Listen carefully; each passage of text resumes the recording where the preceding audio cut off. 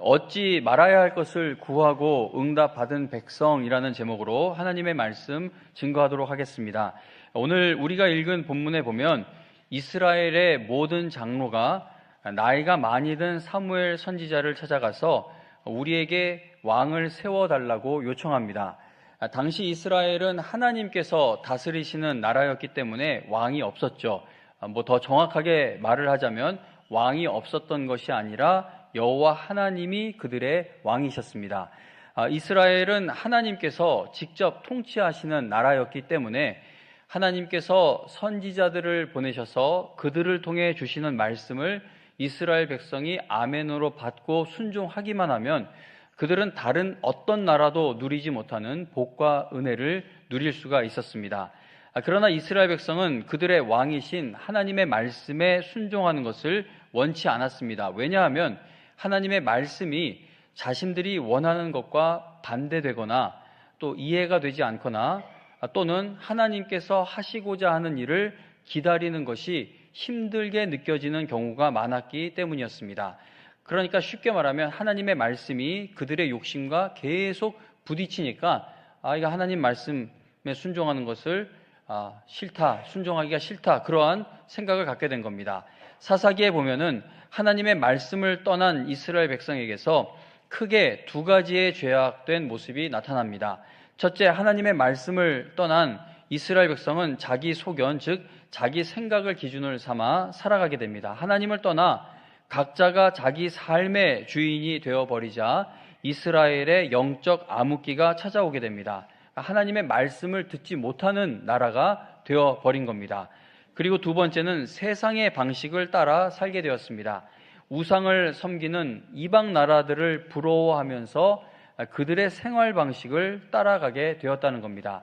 이렇게 이스라엘 백성이 하나님의 말씀을 버리고 각자 자기 생각에 옳은 대로 살아가자 그들에게는 영적으로 캄캄한 시대, 영적 암흑 시대, 즉 하나님의 말씀을 듣지 못하고 말씀에 순종할 줄도 모르는 시대가 시작되어 버립니다. 사사기에 보면은 이스라엘 나라에 하나님께 죄를 짓는 일들이 가득하죠. 심지어 이스라엘 백성을 하나님께로 이끌어야 했던 사사들마저도 불신앙의 길로 가게 되는 슬픈 일들이 일어나게 됩니다.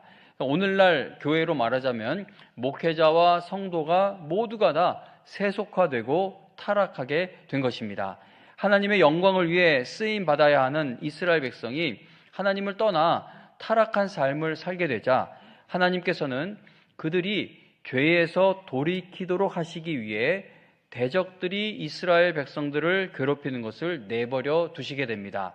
이스라엘의 왕이신 하나님께서 이스라엘 백성을 보호해 주시는 그 은혜를 멈춰 버리시자 블레셋이나 미디안이나 암몬과 같은 그러한 나라들이 이스라엘 백성을 아주 심하게 괴롭히기 시작했습니다. 이스라엘 백성은 악한 나라들에게 괴롭힘 당하다가 도저히 견딜 수 없는 상황이 되면은 그때서야 결국 하나님께 우리 좀 살려달라고 구원해달라고 부르짖었습니다. 자, 그러면 은혜가 풍성하신 하나님께서는 그들의 부르짖음에 응답하셔서 삼손이나 기드온과 같은 사사들을 세우셔서 이스라엘 백성들을 구원하셨습니다. 하나님께서 죄를 그렇게 용서해 주시고 또 구원해 주시는 은혜를 반복해서 베푸셨다면 그 은혜를 경험한 백성들이 하나님께로 돌아가는 신앙이 되어야 마땅할 것입니다. 그러나 이스라엘 백성은 하나님께서 구원해 주시고 나면 또다시 각자 자기 생각에 옳은 길, 즉 죄를 짓는 길로 돌아가는 악순환을 되풀이하였습니다. 그렇게 이스라엘 백성이 영적으로 너무나도 어두운 상태에 있었을 때 하나님의 놀라운 은혜로 이스라엘의 사무엘이라는 인물이 태어나게 됩니다. 어렸을 때부터 하나님의 말씀을 듣는 귀가 열려 있었던 사무엘은 이제 자라나서 성장하여 이스라엘의 전 지역을 순회하면서 하나님의 말씀으로 이스라엘 백성들을 잘 다스리는 선지자의 사명을 감당하게 됩니다. 그러나 아무리 힘있고 능력있게 사역을 감당하던 사무엘 선지자라도 세월 앞에서는 우리와 똑같이 연약한 사람이었습니다.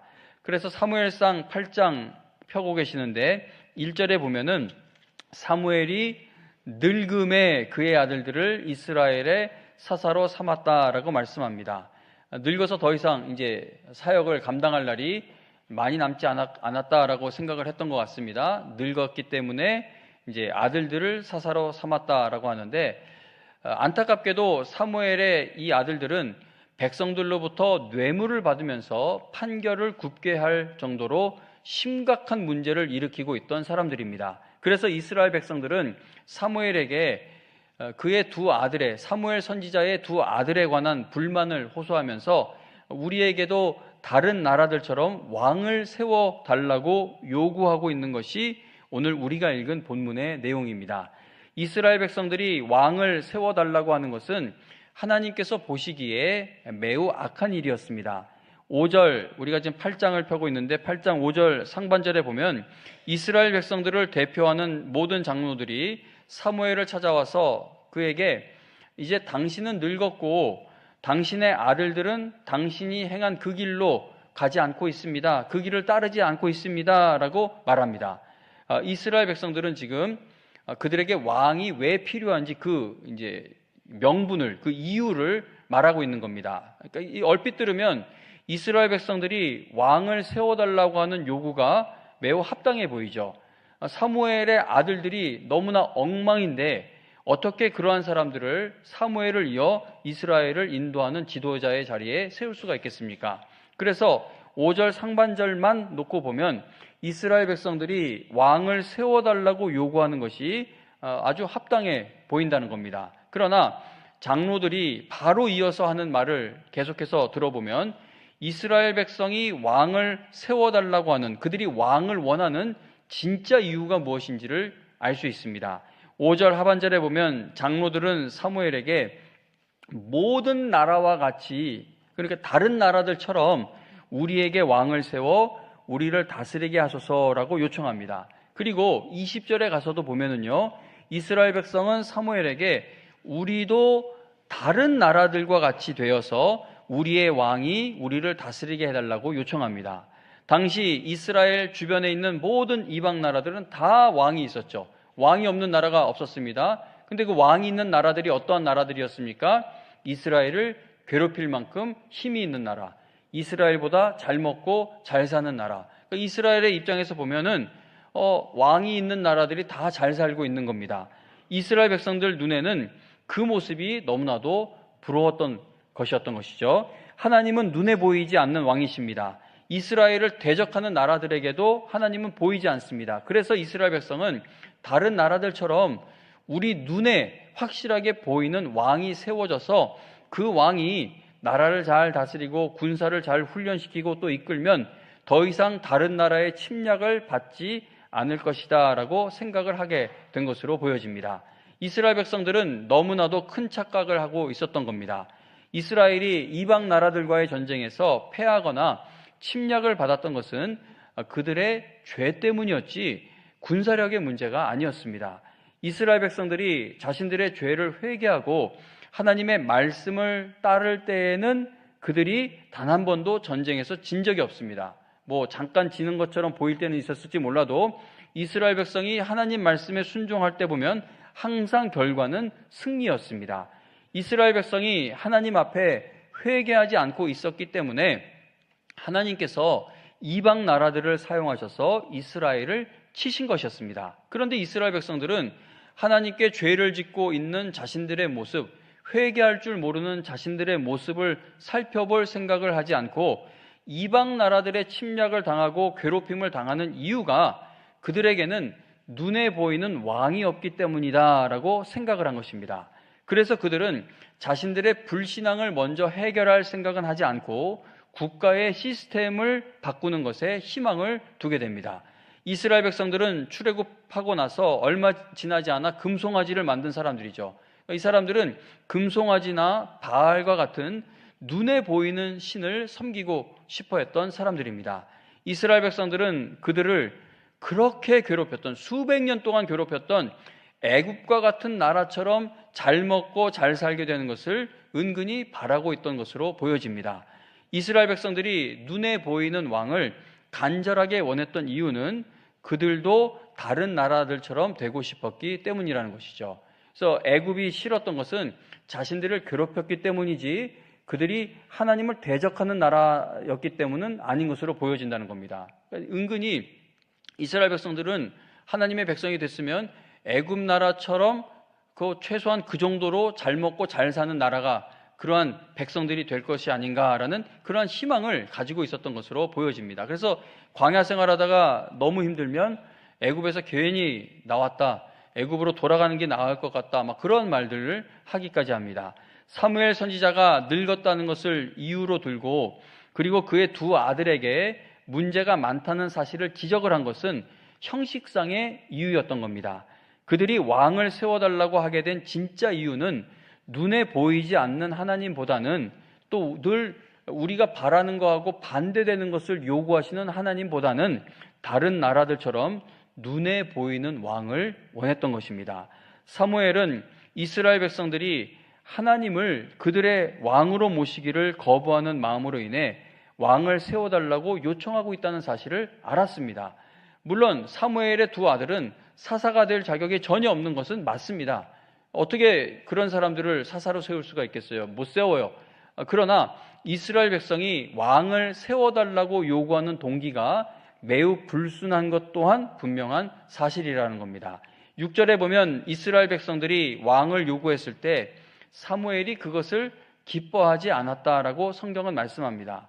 사무엘은 이스라엘 백성들이 자기가 늙은 것에 대해서 지적을 하고 또 자기 두 아들에 대해서 지적을 했기 때문에 그의 마음이 언짢아졌던 것이 아닙니다. 사무엘은 왕을 세워달라고 요구하는 백성들이 결국은 이 일로 인해 불신앙의 길로 가게 될 것을 알았기 때문에 그의 마음이 슬퍼진 것입니다. 이스라엘 백성들이 하나님의 뜻에서 어긋난 매우 잘못된 것을 구하고 있다는 사실을 알았던 사무엘이 가장 먼저 보였던 행동은 무엇입니까? 6절에 보면 사무엘이 그것을 기뻐하지 아니하여, 그래서 무슨 일을 하냐 하면 여호와께 기도하였다라고 말씀합니다.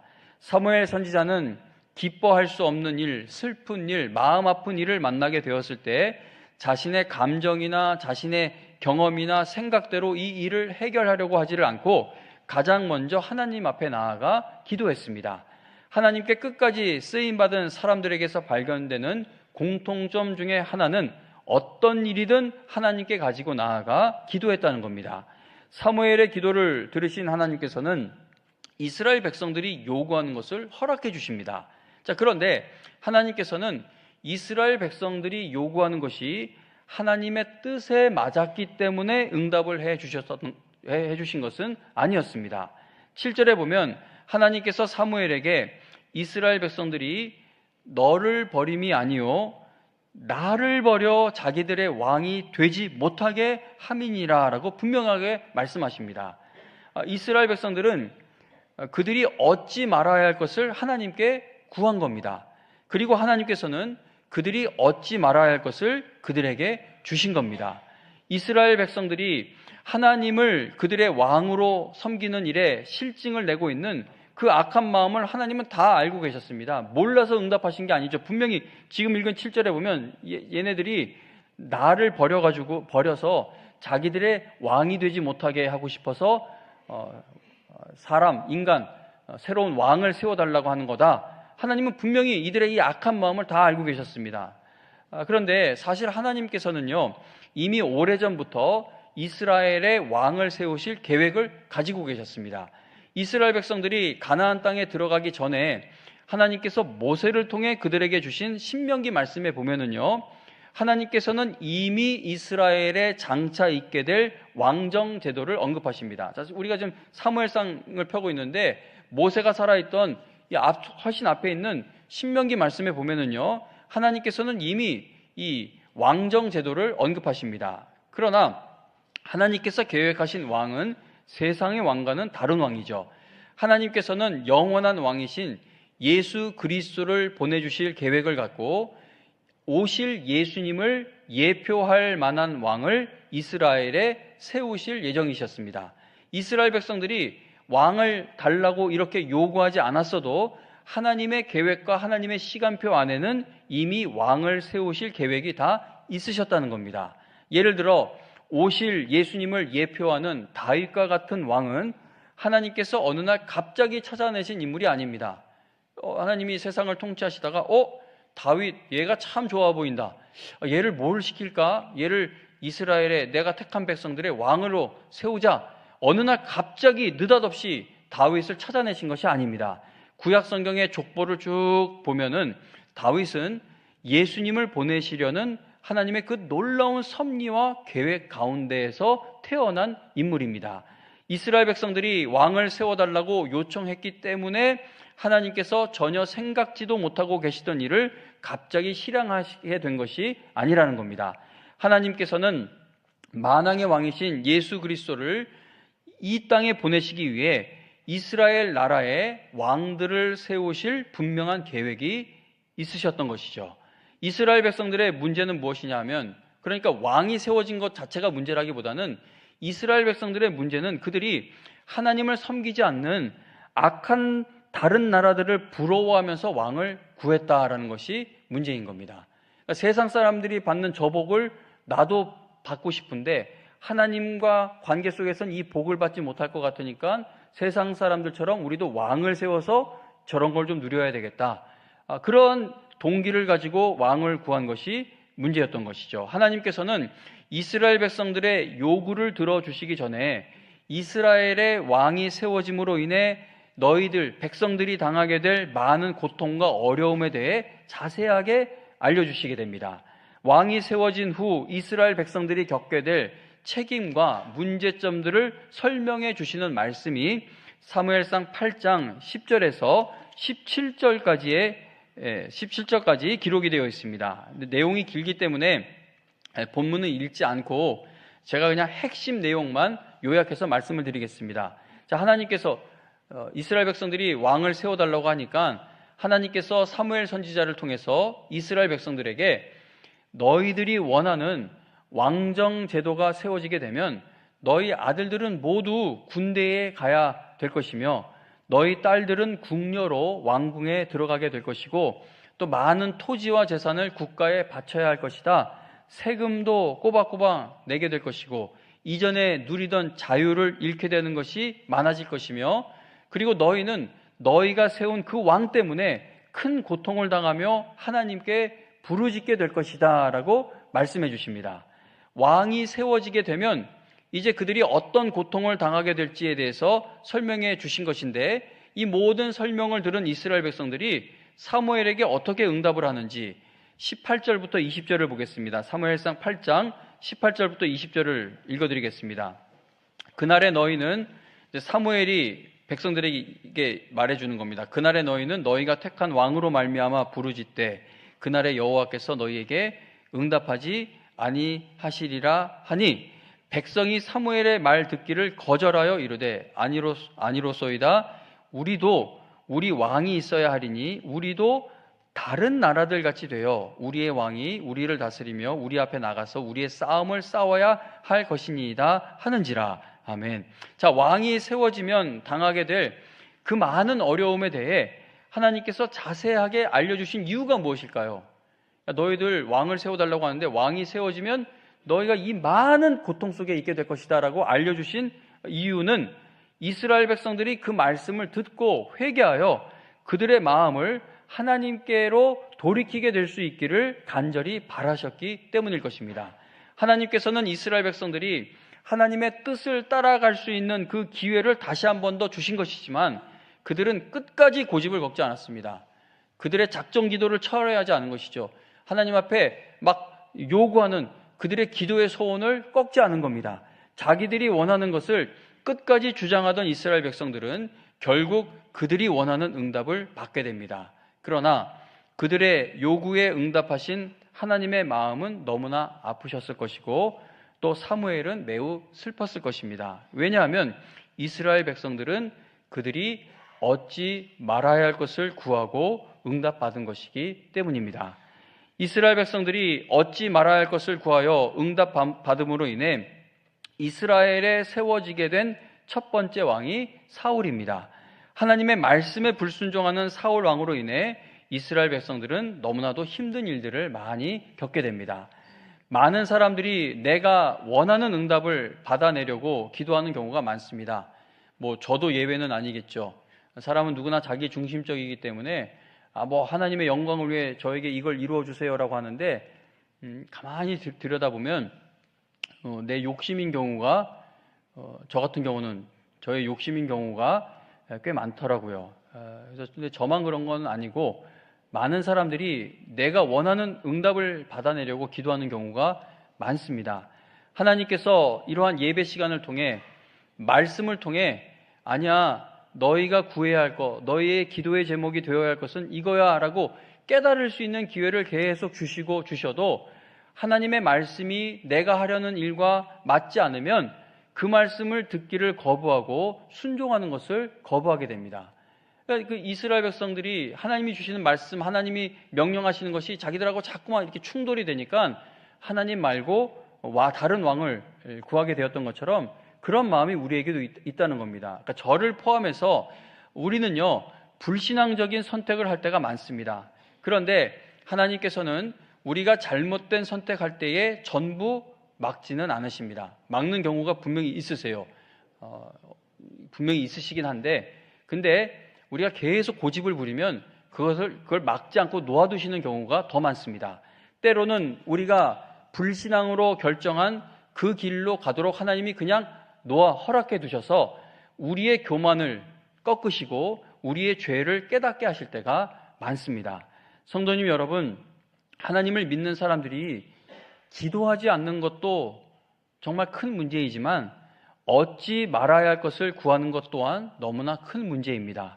기도 생활을 하는 것만 중요한 것이 아니라 하나님께서 기뻐하시는 것을 간구하는 것도 똑같이 중요한 일입니다.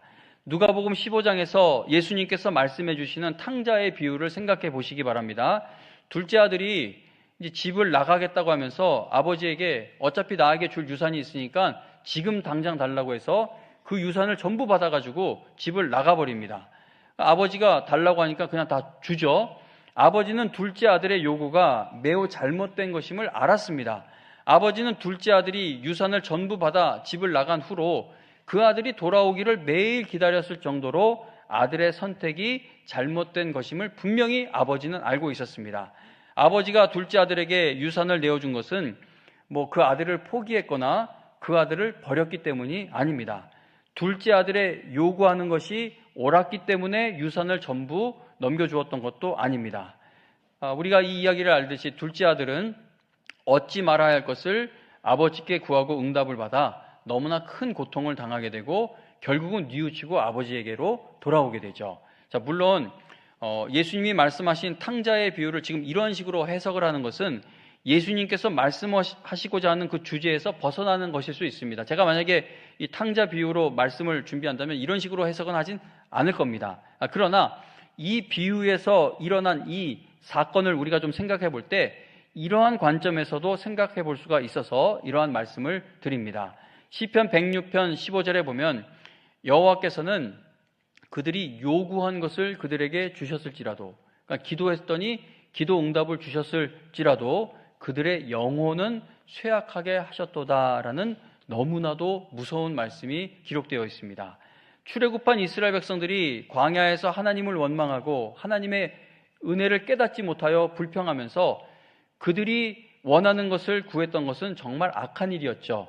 그러나 하나님께서는 그들의 불평과 원망을 기도로 들어주셔서 그들이 구하는 것에 응답을 해주십니다. 그리고 우리가 아는 것처럼 그들은 응답을 받고 그들의 영혼은 쇠약해지게 됩니다. 얻지 말아야 할 것을 끝까지 구하지 않는 것이 하나님께 복을 받는 길임을 다윗을 통해서 우리가 생각해 볼 수 있습니다. 다윗은 하나님의 그러니까 성전을 건축하고 싶은 마음이 정말 간절했습니다.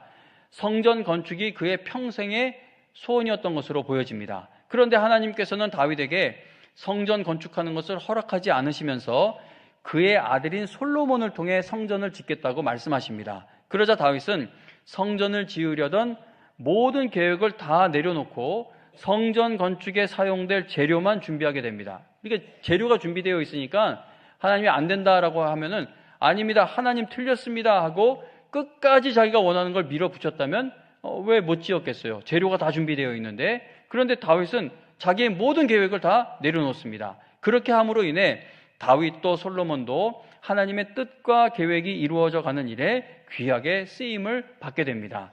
성경에서 하나님께 귀한 믿음으로 쓰임받은 사람들의 가장 큰 특징 중에 하나는 하나님의 뜻을 깨닫게 되었을 때, 말씀을 깨닫게 되었을 때 자신의 생각을 완전히 다 부숴버리고 하나님의 말씀에 순종했다는 것입니다. 아브라함을 생각해 보세요. 창세기 22장에 보면 하나님께서 아브라함에게 아들 이삭을 바치라고 말씀하십니다. 그러자 아브라함이 다음날 아침 일찍 일어나 나귀의 안장을 얻고 번제에 사용할 나무를 준비한 후 하인 두 사람과 아들 이삭을 데리고 하나님께서 지시하신 곳을 향해 떠나게 됩니다. 하나님께서는 아브라함의 그 귀한 순종을 사용하셔서 오실 예수님을 예표하는 사건이 성경에 기록되게 하십니다. 근데 우리가 알고 있는 말씀이라서 그렇지 이게 얼마나 어려운 일이었겠어요. 만약에 아브라함이 절대 안 됩니다. 다른 건 다 가져가셔도 되는데 이 이상만큼은 안 됩니다. 하나님이 주셨잖아요. 약속한 게 응답된 것이잖아요. 차라리 나를 먼저 죽이세요라고 하면서 버텼다면 하나님은 자원하는 마음으로 순종하는 걸 받으시지, 그러면 그래 내가 데리고 갈게 하고 억지로 이삭을 데리고 가서 번제로 삼거나 그러진 않으셨겠죠. 성도님 여러분, 아브라함의 믿음이 정말 귀한 것은 자신의 뜻과 생각을 하나님 앞에서 고집부리지 않은 데에 있다는 겁니다. 성도님 여러분, 우리는요 모두 응답 받을 때까지 기도해야 합니다. 조지 뮬러 목사님이란 분이 죽는 날까지도 그 친구의 영혼 구원을 위해 수십 년 동안 기도를 하고 죽은 후에 그 기도가 응답되었던 것처럼 정말 끈질기게 응답 받을 때까지, 죽는 그날까지 기도해야 할 기도의 제목들이 분명히 있습니다. 그러나 응답 받을 때까지 기도합시다라는 것이 우리가 한번 하나님을 꺾어보자라는 의미는 아니라는 겁니다. 얻지 말아야 할 것을 깨닫게 되는 것도 기도의 큰 응답 중에 하나라는 것을 우리가 인정할 수 있어야겠습니다. 이건 너무나 어려운 일이에요. 만약에 저에게 오셔서 그러면 제가 지금 얻지 말아야 할 것을 구하고 있는 겁니까? 이걸 기도하고 있는데 이건 얻지 말아야 할 일입니까? 라고 물어보신다면 저는 모르죠. 같은 우리 사람의 입장에서 보면 그거 얻어야 할 것 같은데요 라고 대답을 할 것 같습니다. 근데 성도님 여러분, 하나님 편에서, 하나님 입장에서 볼 때 그거는 네가 가지지 말아야 할 것이다 라고 생각하시는 일들이 분명히 있다는 겁니다. 우리는 아둔해서 몰라요. 그래서 얻지 말아야 할 것을 깨닫게 되는 것도 기도의 큰 응답 중에 하나라는 겁니다. 내가 원하는 것을 받아내는 것만이 응답이 아니다라는 것을 우리가 인정해야 한다는 것이죠. 내가 얻지 말아야 할 것을 구하고 있다면 성령께서 나를 깨닫게 해주시기를 우리는 간구할 필요가 있습니다. 얻지 말아야 할 것을 구하고 있었다는 것을 깨닫게 되는 것이 기도의 큰 응답 중에 하나라는 겁니다. 근데 우리는 늘 자기중심적이잖아요. 늘 자기중심적이죠. 지난 한 주 설 명절 잘 보내셨습니까? 하나님이 겨울에 너무 가물까봐 눈, 비를 자꾸 내리셔서 명절에도 눈을 계속 치우고 있었습니다. 어제까지, 어제도 이제 녹는데 교회는 안 녹아요. 저걸 치워놔야 녹아요. 열심히 치울 수 있는 데까지 치워야 녹는데, 이게 설 명절에도 계속 2번, 3번 제설을 하고 아프리카를 가야 하는데 제가 너무 못나서 이런 어떤 새로운 일이 안겨지면 너무 벅차합니다. 이게 막 신경도 막 화도 나고, 그래서 지난주 설 명절에 저 골목 저쪽 가까운 사거리에서 운전하다 다른 사람하고 싸웠어요. 그래서 싸우다가 교회가 보이는데 제정신으로 돌아오더라고요. 큰일 났다. 저 혹시 교회 우리 성도님들 가족 중에 하나면 어떡하냐 이제 막 그러고 결국 사과를 하고 마무리했는데 힘든 거예요. 벅찬 거예요. 싫은 게 아니라 하고 싶은데 시간도 안 되고 체력도 안 되고 다 안 되고 힘든 거예요. 아프리카는 가야 되겠고 여러 가지로 벅차요. 그러면 어떤 기도가 나오는지 아십니까? 하나님, 눈을 왜 이때 내려주시는 겁니까? 눈 좀 내리지 않게 해주세요라는 것이 우리의 기도가 될 수 있어요. 근데 눈 안 내리면 큰일 납니다. 우리나라 예전에 비해 많이 가물었어요. 원래 제가 저 눈 치우는 거를 전도사 때 막내라서 그때부터 치우고 있는데 아직까지 막내인 것 같아요. 계속 눈을 치우고 있는데 그때 진짜 어마어마하게 왔거든요. 성도님 여러분, 그러면 우리의 기도는 하나님 왜 내가 눈을 치워야 합니까? 눈이 내리지 않게 해주세요. 이 기도가 되는 것이 아니라 하나님 감사합니다. 눈 치울 수 있는 힘을 나에게 주세요. 근데도 힘이 부족하면 하나님 함께 치울 수 있는 동역자를 붙여주세요. 그러니까 하나님이 하시는 일이 무엇인지를 보고 하나님이 하시는 일에 나를 맞추어가는 기도가 나와야 하는데, 근데 우리는 눈 치우는 것 하나를 그냥 예로 드는 것 뿐입니다. 우리는 늘 자기 중심이기 때문에 내가 원하는 것을 하나님 앞에 너무나 요구할 때가 많습니다. 제가 신학교 다닐 때 룸메이트였던 전도사님이 결혼을 하신 분이었어요. 근데 그분이 이제 미국에서 신학교를 다녔는데 집이 신학교에서 한 2시간 반, 여기서 강원도 고성 정도 되는 거리에 이제 집이 있어요. 그러니까 신학교까지 월요일이면 왔다가 주중에 공부하고 주말이면 또 가고. 근데 아내 되는 분이 계속 전화가 와요. 그래서 전도사님에게 아니 왜 이렇게 전화가 많이 오냐 그랬더니 혼자 할 수 있는 게 없어서, 할 줄 아는 게 없어서 전화가 온대요. 그러면서 아내 사진을 보여주는 거예요. 예쁘죠? 그러면서. 그래서 전도사님에 비해 너무 아내가 예뻐서 아니 어떻게 결혼을 하셨냐고 했더니 이 아내 되는 분이 결혼 안 해준다고 그래서 안 만난다고 그래가지고 모든 신학교 동문이랑 막 새벽기도, 금식기도 엄청나게 기도를 했대요. 그 여인이 마음을 열 때까지 기도를 했대요. 그러고 나서 결혼을 했는데 둘 다 너무 고생을 하고 있는 겁니다. 그래서 결혼이 잘못됐다 뭐 그런 말씀을 드리게 말씀드리는 것이 아니라 우리가 하나님 꼭 이거는 돼야 됩니다. 이건 이루어져야 합니다. 근데 그래 놓고 얻고 받고 막 일이 안 되면 불평을 해요. 하나님 왜 이런 걸 응답을 주셨나? 근데 그걸 구한 것이 우리였다는 사실을 잊고 있을 때가 많습니다. 성도님 여러분, 그러면 이런 설교 들으면 막 헷갈려요. 그럼 기도하던 걸 멈추라는 얘기냐? 어떤 게 얻지 말아야 할 것이냐? 그건 우리는 모르죠. 지금 목사가 돼서 여러분 앞에 서 있지만 하나님 앞에서 정말 많이 물었습니다. 목사가 되려는 것이 저의 욕심이면 저를 멈춰주세요 하나님. 왜냐하면 목사 되지 말아야 할 사람이 목사 되면요 성도들이 너무나 큰 어려움을 당하게 되는 걸 많이 보게 되니까 그렇게 기도를 합니다. 근데 성도님 여러분, 그렇게 기도했더니 하나님이 이렇게 저렇게 정말 하나님이 열어주신 것이 확실히 보이는 길들이 제 앞에 놓이면서 여기까지 오게 된 겁니다. 그래서 성도님 여러분, 이거 얻지 말아야 할 거면 어떻게 해라는 거 겁을 먹지 마시고 하나님 저에겐 이게 꼭 필요한데 근데 하나님 이 응답이 더뎌지는 게 혹시라도 제가 얻지 말아야 할 것이기 때문에 하나님 이게 응답이 지체되고 있는 것이라면 더 고집 부리지 말고 깨닫게 해주세요. 그러나 하나님 얻어야 할 것이라면 계속 기도할 힘을 저에게 주시길 바랍니다. 저는 지혜가 부족하니 이 기도하는 것에 있어서도 깨달음이 있게 해주세요 라고 그렇게 기도하며 나아가다 보면요 하나님이 여러분들을 끌어가시는, 인도해 가시는 길이 분명히 보여지게 될 것입니다.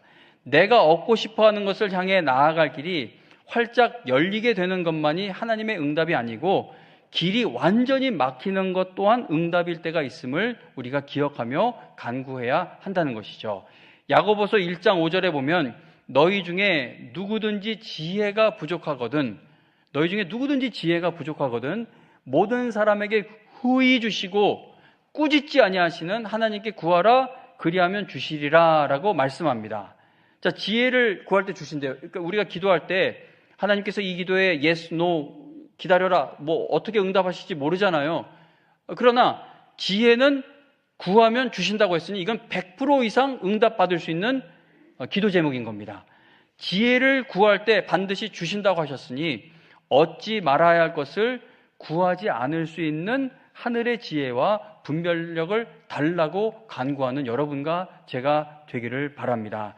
여러분 모두 얻지 말아야 할 것을 분별할 줄 아는 성도님 여러분, 기도 그렇게 했는데 이루어지지 않은 일이 있다고 너무 슬퍼하지 마세요. 너무 낙담하지 마세요. 그렇게 기도를 했는데 하나님이 그 일을 이루어지지 않으셨거나 하나님이 거두어 가셨다면 그것 또한 그 후에 하나님이 책임져 주시고 또 예비해 두신 분명한 은혜가 있기 때문인 줄로 저는 믿습니다. 여러분 모두 얻지 말아야 할 것을 분별할 줄 아는 성도들이 되어 하나님의 뜻이 이루어지는 일에 끝까지 쓰임받는 그 놀랍고 큰 복을 받게 되시기를 주님의 이름으로 축원합니다.